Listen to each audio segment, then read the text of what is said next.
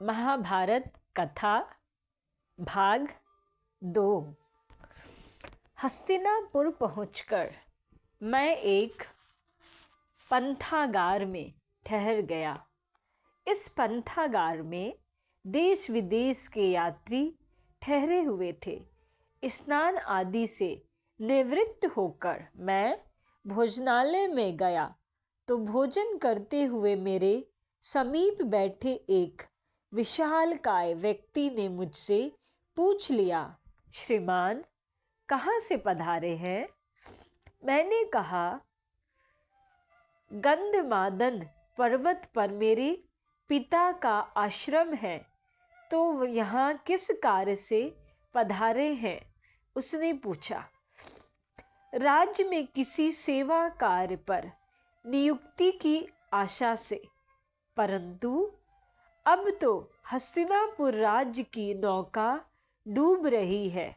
यहाँ कोई राजा ही नहीं, आप सेवा किसकी करेंगे? मैं समझता हूँ कि राजकुमार देवव्रत जब तक जीवित है नौका डूब नहीं सकती, परंतु वह तो वचनबद्ध है, वह विवाह नहीं करेंगे और उत्तराधिकारी के अभाव में राज्य विनाश को प्राप्त हो जाएगा। वह विशालकाय व्यक्ति कहने लगा, यह राज्य पाताल को चला जाएगा, पर यहाँ गणराज्य नहीं बन सकता। यहाँ चंद्रवंशियों का राज्य है। चंद्रवंशी विचारधारा भोगवादी तथा स्वार्थमय है। ये नष्ट हो जाएंगे परंतु राज्य नहीं छोड़ेंगे। परंतु राजकुमार देवव्रत तो स्वार्थी नहीं है और न ही वह भोगवादी है। वह व्यक्ति हंस पड़ा, हंसकर बोला, जब उन्होंने विवाह नहीं करना तथा राज्य नहीं करना तो फिर राजप्रसाद में क्या कर रहे हैं? जंगल में जाकर ईश्वर का भजन करें। मैं चुप कर रहा। वास्तव में राजनीति पर मैं एक अपरिचित से बात करना नहीं चाहता था, विशेषतया जबकि मुझे पूर्ण ज्ञान भी नहीं था। भोजनोपरांत मैं राज्य प्रासाद के द्वार पर जा पहुंचा तथा द्वारपाल को अपना परिचय देकर बोला, मैं राजकुमार देवव्रत से मिलना चाहता हूँ।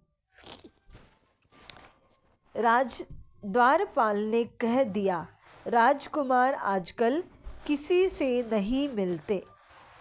मैंने कहा, भाई तुम मेरा नाम तथा परिचय राजकुमार की सेवा में भेज दो। अभी मैं दक्षिण पथ के पंथागार में ठहरा हुआ हूँ।